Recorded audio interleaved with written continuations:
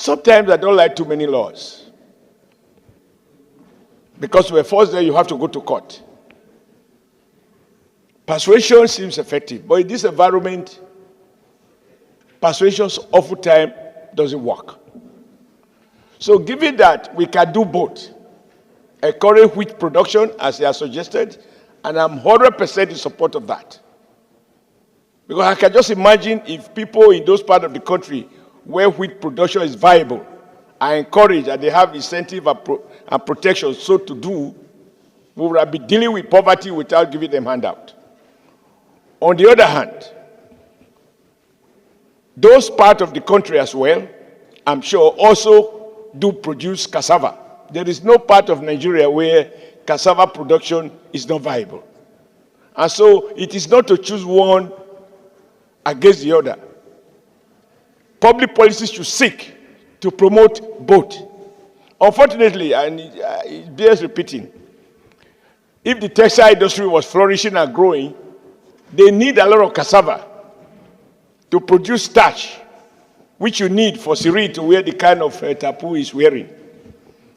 So my conclusion, therefore, is whatever we can do to encourage and provide incentive, because if we just make the law will be lied here.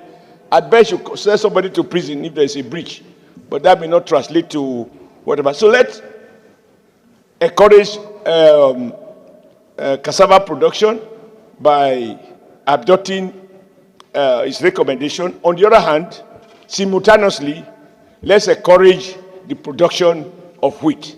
Because the foreign powers that adopt these things in our country, they will do everything possible. In some part of the country, they subsidize wheat. They even throw excess into the sea, just so that their farmers get ready market. That is how they achieve food sufficiency.